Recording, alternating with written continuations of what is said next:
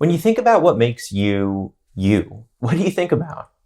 Why do you think, act, and feel the way you do? If you're looking at this question through the lens of biology, the answer is simple. It's your brain.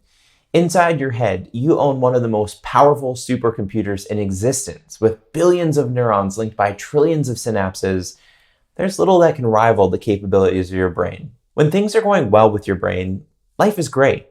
But when things start going wrong, you can begin to experience low energy, depression, anxiety, trouble concentrating, and even dementia. However, there's great news. The newest research from across the world is telling us that we have the power to help wire our brains for better health. This isn't just about helping to prevent diseases like Alzheimer's. The revolutionary science is telling us how we can improve our mood, experience more vitality, and think clearer today. When I set off to create this series, my goal was to bring together the world's top experts on brain health and the most practical tools and tips to help you improve your brain health right now and for decades to come. I promise you, this is life-changing information, and I can't wait to share it with you. I am Dr. Austin Perlmutter, and this is the Better Brain Blueprint.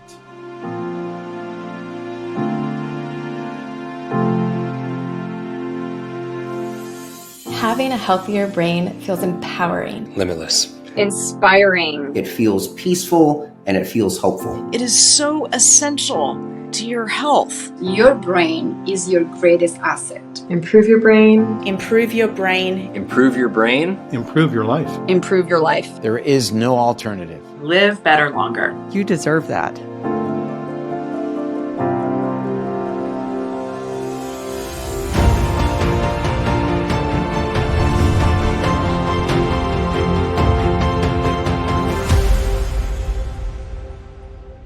In this episode, we'll be covering powerful, life-changing information. Remember, if you want full access to the Better Brain Blueprint now and for years to come, you can invest in the entire series, along with the exclusive bonus materials right now for a special price that is only available during this broadcast. Don't wait. Your brain will thank you. In the last 100 years, we've taken incredible steps forward in medicine. Yet, when it comes to the brain, we're still in a very difficult place. Around the world, over 50 million people have dementia, a number that is expected to triple by the year 2050. Mental health issues are also rampant, with hundreds of millions of people experiencing depression and anxiety, and billions of people experiencing significant psychological stress. We're also more lonely, despite our digital connections. And here's the bottom line. While we've grown our GDP and put a smartphone in everybody's pocket, we've ignored the more important variables. Modern society really doesn't prioritize brain health, and that means it's up to each and every one of us to take back control over our most precious organ. What does this mean in practice? Well, stay tuned to find out. It's very clear that brain health has been incredibly neglected. We've made advances in cancer therapy, that's for sure, and heart disease as well. Over the past 20 years, we've seen actually a decline in rates of heart disease, a pretty significant decline. In a disease that is really still ranks as the number one cause of death here in America.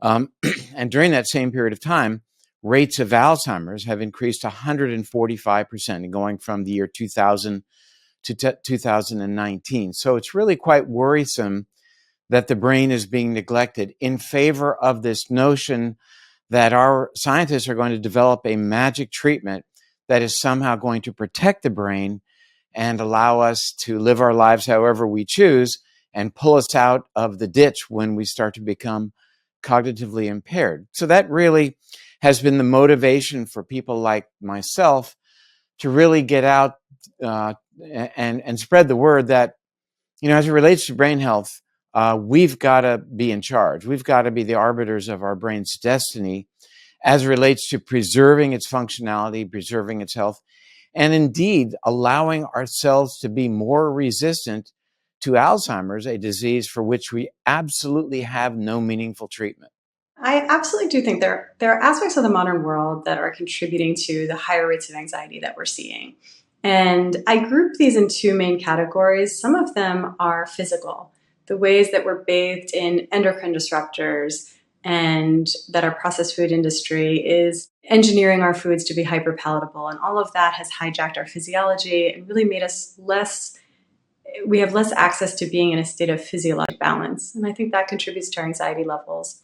And we also have a lot of psychospiritual dimensions of modern life that are making it very hard to feel good. And that's even our social isolation, the fact that we are interacting more with our screens than in real life interactions. And then things like social media take a big hit on our mental health. Definitely the field has changed in terms of how we value brain health, but I think it's too slow and it's not sufficient. So I think there's a lot of reasons why people are less inclined to be considering their brain as part of a larger perspective about health. One of the issues that I see in my work in precision medicine is that we've got these functional tests, biomarkers that we can do for so many aspects of our health, whether that's the homeostasis of metabolism and blood sugar and insulin, or even your hormones and how they're regulated. But when it comes to brain health, it's harder to track biomarkers. We just don't have great biomarkers. We have some. You can do a brain scan looking for amyloid deposition. You can look at oxidative stress. You can look at inflammation, although you can't specifically look at it in the brain. You're really looking at more peripheral inflammation. And so I feel like there's a way that we just don't focus as much on brain health as we should. Every day I look in the news and I see another piece of Alzheimer's research or a brand new drug that's just got FDA approval. Almost every day there's the next supplement or the next food that can sharpen your memory. And yet it's not sort of as productive as I would hope, because there's a lot of fear tactics. There's a lot of fear mongering, and people are still going to the neurologist asking, what can I do to protect my brain if I'm noticing I'm losing my keys more often, or I can't remember that neighbor's name. And they're told, sorry, this is just the downhill slope that you're on. There's not really much you can do. We can measure it. I might take your driver's license away and I might prescribe a couple medications that don't work very well, and just pray that there's going to be some scientific advancement that saves us.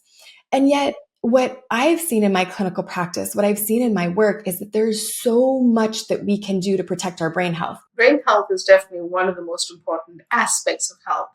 I think we tend to forget that if the brain doesn't function, the rest of the body doesn't function, and everyone seems to forget that. Of course, we care about heart health and every other part of our body, but the brain really makes everything run. So feeding the brain the best and most appropriate nutrition is extremely important. Mental health issues are the number one threat to brain health today, especially when you look at the data in terms of disability. So often we focus on dementia, we focus on cancer, heart disease. These are important causes of mortality and why we die. But when we look at what really disrupts people's lives, what disrupts our ability to be our best selves, it's mental health, mental health, mental health. And as a psychiatrist and a physician focused on mental health, I think about mental health at its core as a phenomenon of brain health. And so, brains need our engagement, our activity, our optimism. It's a lot to take care of a human brain well, as you know. And that's where mental health really is a major barrier in a lot of ways to optimal brain health. Because when we're struggling with a lot of anxiety or depression or addiction or executive function problems, it's more difficult to care for ourselves. I think that historically it's been difficult for people in the medical field to pursue mental health treatment if they're struggling with a mental illness. But I mean, we have to get real here. So when you think about something like anxiety, I experience anxiety.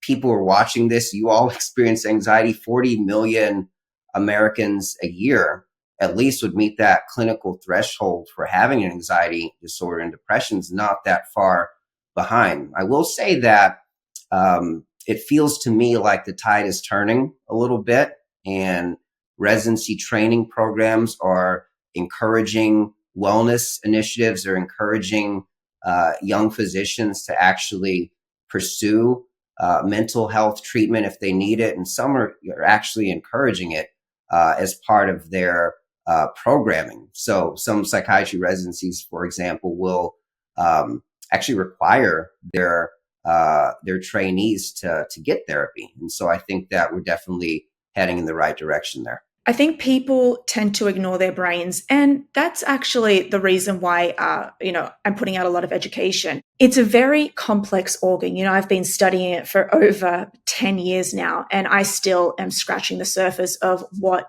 it's involved in. So it's a complex organ. Not a lot of people really understand what it is or how to train it or make it better or make it more high performing. So I think people are really misunderstanding what it is as an organ and what it's responsible for. That's the first part. And then I think that there's a lot of misunderstandings and miseducation on how to actually train your brain or how to optimize your brain. Therefore, we're now, we're seeing things such as brain fog. We're seeing, I'm tired, I'm lacking clarity, I need to sleep more. And we still don't realize that that is a function of how well your brain is performing. On the biologic level, there's several things in our environment that we know are hurting the processes inside the cell that make energy, the metabolic processes, which of course are centered around the energy producing machine of the cell, which is the mitochondria.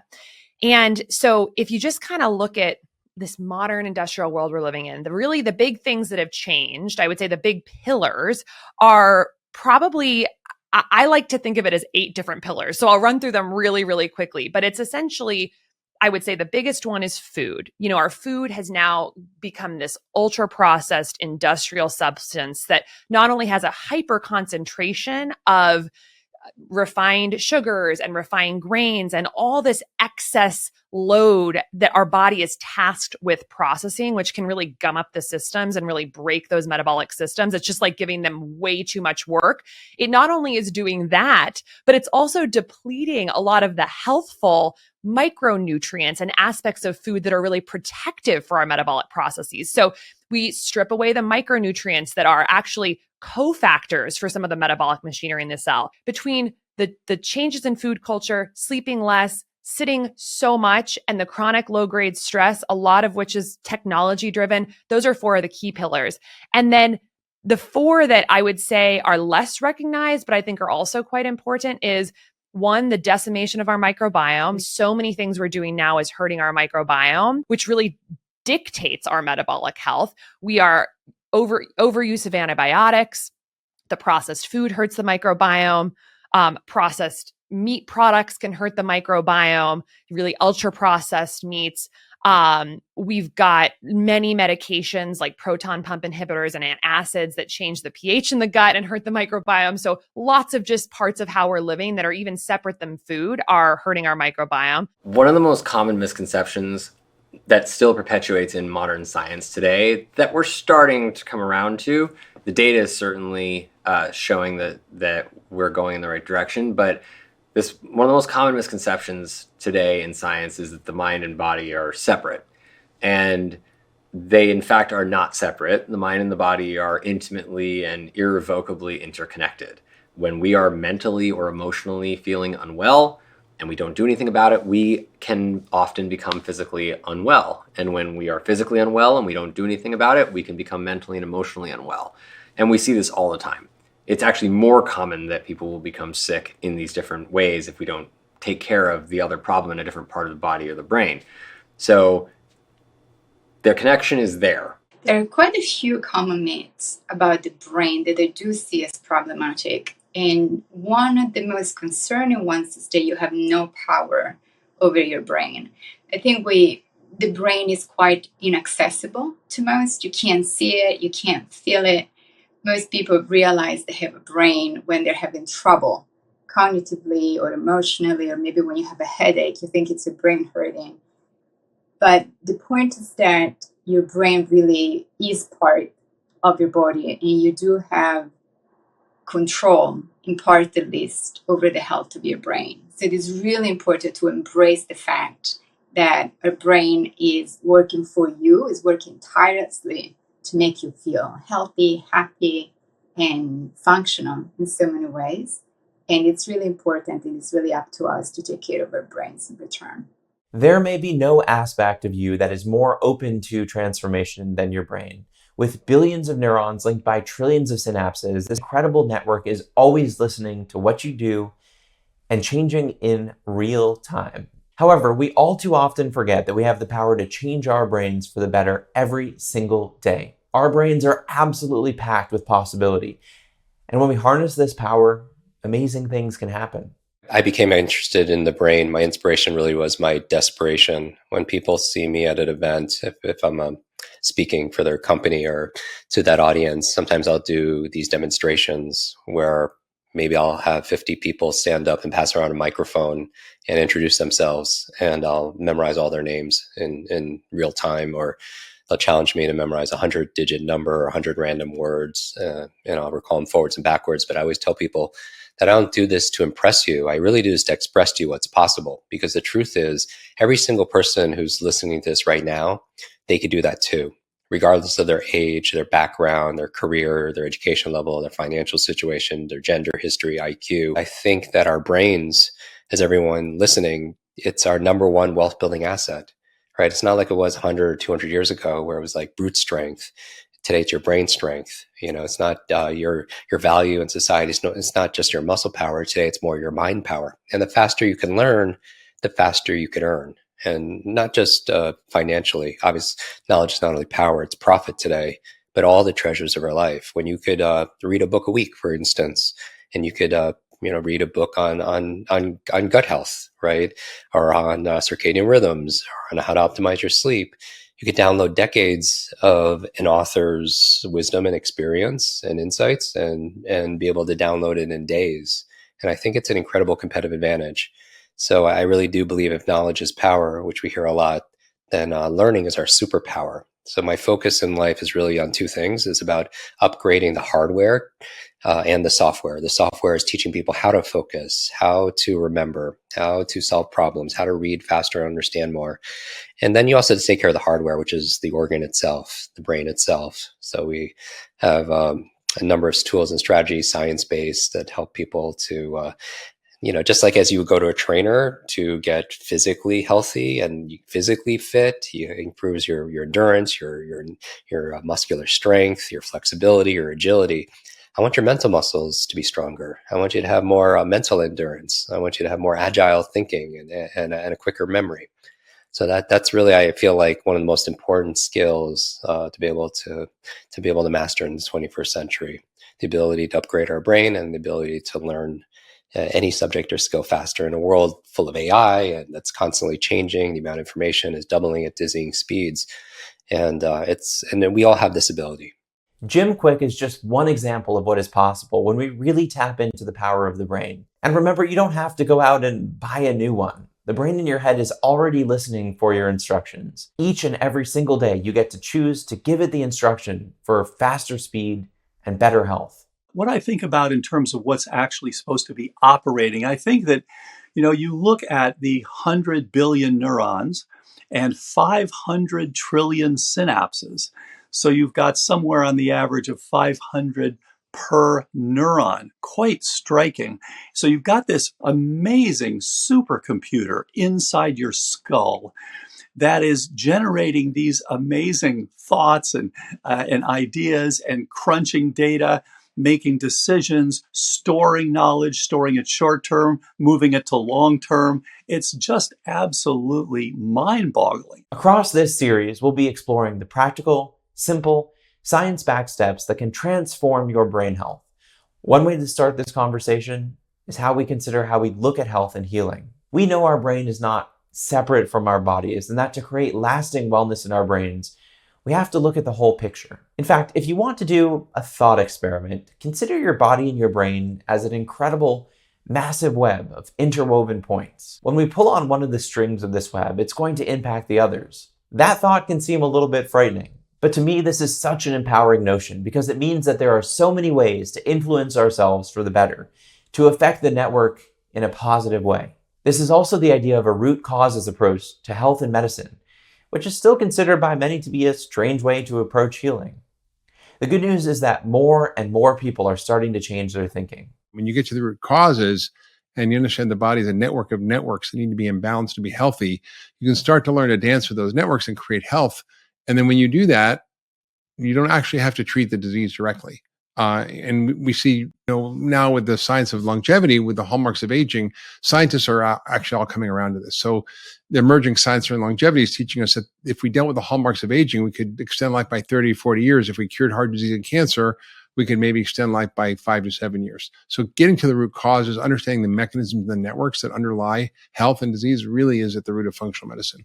With the Better Brain Blueprint series, we want to leave you with practical, readily available tools and steps that you can use to empower better health today and for years to come, for you and for those around you. When it comes to the brain, this may mean making some changes to how you navigate your days. The unfortunate fact is that we are progressively living in a world where we normalize habits that lead to poor brain health, and even normalize poor brain health as an inevitable outcome. What makes things even more challenging is that there are many who will tell you that they have a magic pill or a quick fix for your brain, even though the science shows this is far from true or helpful. The real truth is that there are absolutely simple, proven strategies to help you think better, feel better, and create a better functioning brain today and for years to come. And they're often right under our noses. These are the sustainable habits that we can create now that will last us for the rest of our lives. These are the tools that some of the longest lived and healthiest people on Earth use each day to promote great brain health and help stave off diseases like Alzheimer's and mood disorders. Throughout this series, we'll be exploring all of these in depth. But now let's talk about some of the big picture actionables that will help guide us throughout the rest of the episodes. Really, the top three are what you eat, how you move, and how you connect. I think, our diet, our exercise, and our social connections and relationships probably play the biggest role.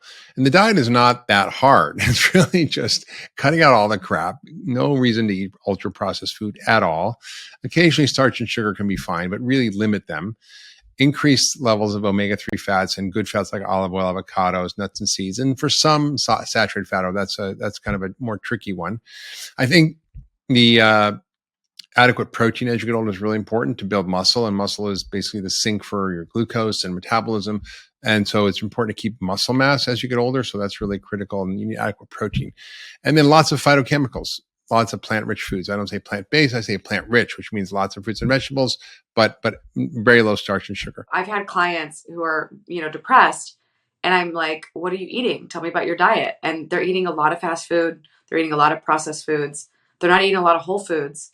And I'm like, look, your guts are inflamed and your brain is inflamed because if you have leaky gut, you have leaky brain. And so these membranes in our mucosal lining of our gut and in our blood-brain barrier, they can become leaky if we have lots of inflammation in the body. There is one point as it relates to long-lasting brain health, and this comes from a recent study that was published out of Harvard, where they followed individuals for 80 years. It's a substantially long time. And what they found was that many factors result in having a great brain at the age of like 90 and 100. But one factor they said was the most fundamentally important was relationships. And although I haven't done a lot of study on this, I think that is, something that we should be talking more about, social relationships. I'm not just talking about romantic relationships, but actually having somebody close with you and having friends around you and a social connection helps with good brain health. So I love that. So I think getting out, just being happy, being around people that make you happy, is very, very good for brain health. The final comment that I want to share is maybe like a billboard that I want for people to understand, which is to befriend your brain. I just think that's so essential. I didn't think much about my brain. I think a lot of us just have sort of this automaticity about our brain function. We just, it just kind of happens. You don't have to do anything to make your brain function until you get some sort of slap across the face by a diagnosis. So my slap across the face was a traumatic brain injury that I had in 2015. And that's what got me to start to look at my brain and think about brain function in a different way. And so I would say, don't wait for a scary diagnosis. Don't wait for a traumatic brain injury. Care about it now. There's so much that you can do, whether that's the way that you eat, drink, sleep, connect, live your life, the way that you supplement. All of these factors can have such a huge impact on your brain health. So befriend your brain. Don't wait for a scary diagnosis to do it. Like, do it now, starting today. Quick fixes are not anything that you should ever be pursuing. Like, I do not subscribe to the idea that health is a quick fix path. Everything that I have gotten in my health in the last 10 to 20 years has come from hard work and consistency. And so I love these memes on Instagram. It's like, choose your hard. Do you want to have like a hard life by eating whatever you want, feeling sick every day and going to the doctor constantly? Or do you want to have a hard life by getting up in the morning and being disciplined with your practices, being disciplined with your exercise, being disciplined with your eating, being disciplined with your food sourcing? Like, that's not easy to do. But I am like healthier and happier at 39 and in my best shape of my life from like not from shortcuts. I think if you're focused on longevity and brain health, just never drink another soda again. It's really that simple. Like, we should not be eating liquid sugar that's hyper concentrated. This is something that was really only possible after the 1970s when high fructose corn syrup was created. And we're just seeing the results of that in the statistics around our metabolic disease. So that would be like probably offender number one that I would get rid of is soda. So for us to learn and to expand our brains and grow our brains and learn new stuff, we have to feel safe. And the best tools to do that are the meditation, the yoga, the breath work, soothing touch, soothing music, exercise, good nutrition, and good sleep. That's it. That's the best stuff. Killing ants is clinically proven to be good for your brain. I got that term from our buddy, Dr. Daniel Amen. ANT stands for automatic negative thoughts. And we talked about the power of your thoughts.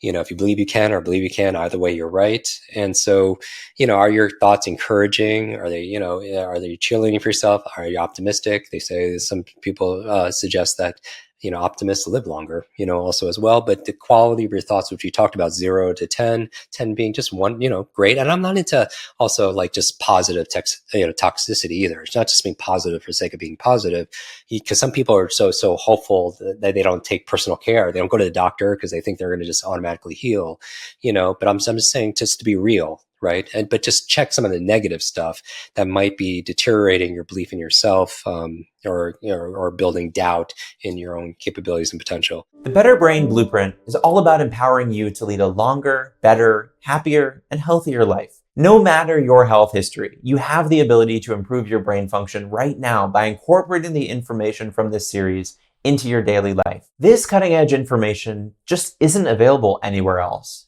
And that's why owning all of the expert interviews, the transcripts, and the supporting materials is so incredibly valuable. I highly recommend making the Better Brain Blueprint, along with the bonus materials, part of your family library. By making some simple lifestyle changes, you can create lasting improvements in your health and in your life. These changes may not only lower your risk for conditions like Alzheimer's and mood disorders, they will almost certainly improve your brain function right now. You might notice that you start thinking more clearly, forgetting less, and generally feeling better throughout the day. Sometimes the hardest part in taking action and making these lifestyle changes is figuring out where to start. If you're ready to start right now, the bonus materials include resources that will help you apply this knowledge to your life, one step at a time. We interviewed the world's leaders in general brain health, mood disorders, Alzheimer's disease, and more. And we received some fantastic, actionable information from each of our experts. Unfortunately, we didn't have room to include it all in this series, but we know it's critical, life-changing information that has the power to transform your health. That's why the bonus materials also include the full-length interviews from all of the experts you've seen throughout this series. The great thing about owning this series is that you can easily share it with friends and family and watch their lives change too. In fact, if you found this series helpful, I invite you to share this broadcast event with a friend or with your loved ones. You just might change their lives and their destiny. The most important investment in your life is an investment in your health. Click the button on this page to invest in your Better Brain Blueprint today. I hope you've seen in this episode just how incredible your brain is and how it can be changed. Our world doesn't set us up for good brain health and function, yet you can absolutely take back the reins and help to direct your brain's destiny. Throughout the rest of the series, we'll be covering the breakthrough brain science that shows how the brain is influenced by our oral health, our metabolic health, our immune health, sleep, the gut, psychedelic medicines, and so much more. Here's just a glimpse of what's to come in future episodes of this series. I think that there is probably no area of human physiology that is more dynamic than what has happened in the field of neurology and brain function and how we see the brain, how we view its role across many functional areas in the body. And I think in terms of a dynamic process, probably if we were to do some kind of global PubMed search on all aspects of brain research in both clinical and basic science, it would probably be right up there as in the number one position in terms of exploding new information. We are living in a very exciting time now with new knowledge of how oral health affects brain health. Knowledge of the oral microbiome is key to preventing Alzheimer's disease. The main reasons that we should care about metabolic health is because metabolism is how we make energy in every single cell in our body. We have trillions of cells, somewhere around 40 trillion cells, a lot of which are in our brain. And to do any of their work, which of course, all the work of our cells bubbles up into our lives, they need energy. And they create energy by converting food to a usable form of energy in our cells. And this is metabolism.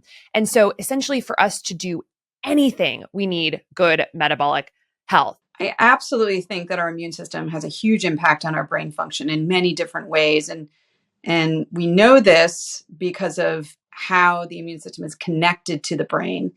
And through studies over the past decades, looking at everything from depression and anxiety and other mood disorders, as well as, degenerative brain diseases such as MS and also cognitive problems like Alzheimer's. There's a huge connection between what our immune system is doing and how those diseases develop and proceed. One of the most pressing issues of our time is dementia, which affects over 50 million people around the world. It's so important to understand that we have tools to help prevent dementia from ever happening. This is information that we all desperately need, but so few people know. And our experts are literally the world's leading researchers on this topic. I would say that learning is extremely important. Intellectual activity really is preventative against brain aging and some brain conditions like Alzheimer's disease.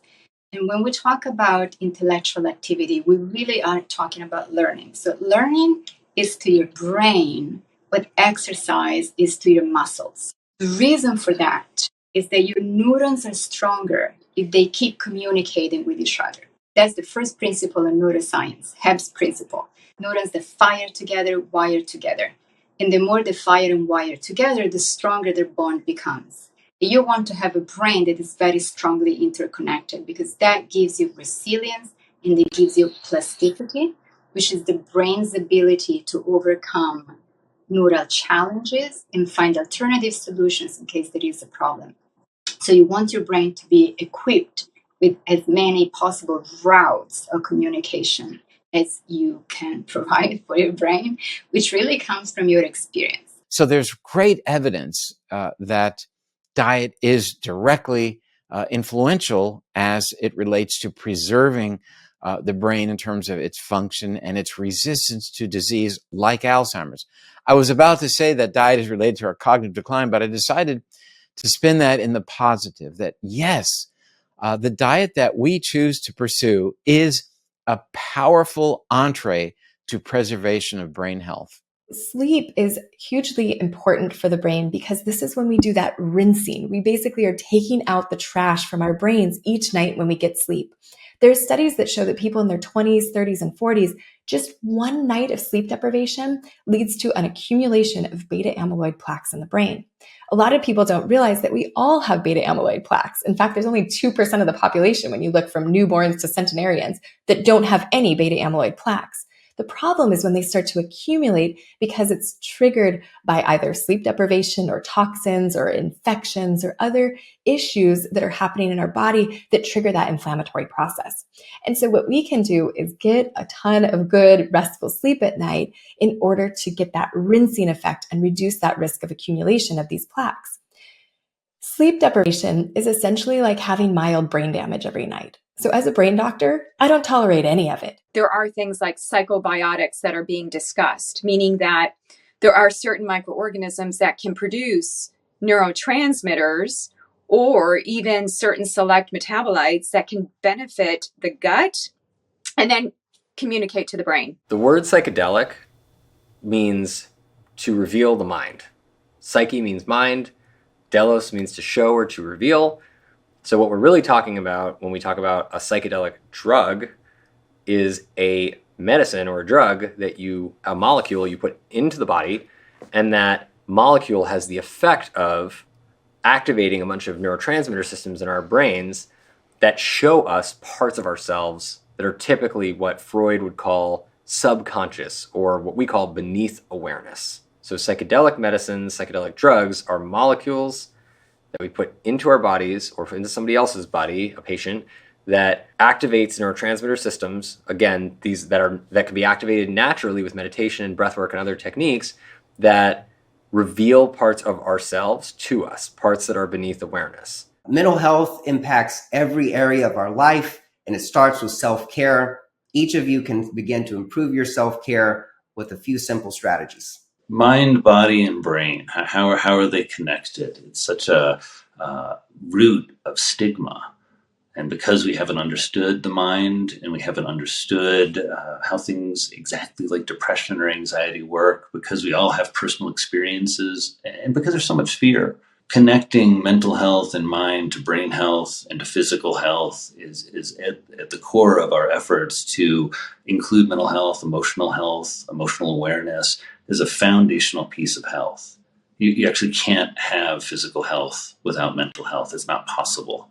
And mental health really is, in my opinion, I'm biased as a psychiatrist, that's really the highest level of our functioning as humans. Your brain, your mind, I mean, this is like the human consciousness generator. I mean, it's like there's nothing else like it. And so caring for it and thinking about it as the conduit, the antenna of your reality and your human consciousness, and thinking about all of the capacity you have. Your brain is stuff. It's just a collection of cells that are constructed from the foods that you eat and that are affected moment to moment by your lifestyle choices, whether they're going to continue to work well and support brain function or not is really based upon the choices that we make. I believe there is nothing more important than the health of our brains. And as you've heard from our speakers, I'm not alone. What makes me so excited is knowing that there is so much opportunity, things we can all unlock using the latest brain science. This is such an incredible way to take back control over your health and mental well-being. In this series, we've assembled the world's top experts and focused on how to give you the most actionable, science-backed, and up-to-date tools available. And let me just say, there has never been a more exciting time to learn about how to improve your brain and how to protect it. Because the breakthrough science over just the last years is absolutely stunning. We've seen multiple high-quality studies show us the specific changes we can make to things like diet, movement, and sleep that can help to prevent mental issues, cognitive decline, as well as giving back energy and enhancing our focus and cognition starting today. We've seen revolutionary new findings connecting things like blood sugar and insulin levels with brain health. We've even seen how certain bacteria in our gut can change how we think. This is powerful stuff. Unfortunately, this is information that most people have never heard. For most people, and most of the time, the norm is to continuously damage the brain with toxic media, junk food, poor quality sleep, high levels of stress, and so many other destructive aspects of our modern day world. And with billions of people around the world now suffering from brain issues like trouble concentrating, high levels of stress, anxious symptoms, and more, it is absolutely critical that more people become aware of the transformational power of this science. I have seen these steps change lives, and I know they have the ability to change yours as well. Because don't forget, Your brain health is the most important thing you own, and the best way to make sure your brain is optimized for clearer thinking, more balanced mood, and long-term health is to give it your attention. I promise there is no better investment in your well-being. Having a healthier brain feels like a foundation that allows us to lead our most fulfilling lives. You know, for years, I wondered who was in charge of our health. And then I finally came to recognize that we are in charge of our health. And the way that we think, act, and be is how our health is determined. I'm so excited to talk about brain health and how we control our health. Brain health matters because the brain is the foundation of everything. It's the lens in which we experience and sense the world. There is nothing without brain health. Having a healthier brain feels calming. It feels abundant. It feels reassuring.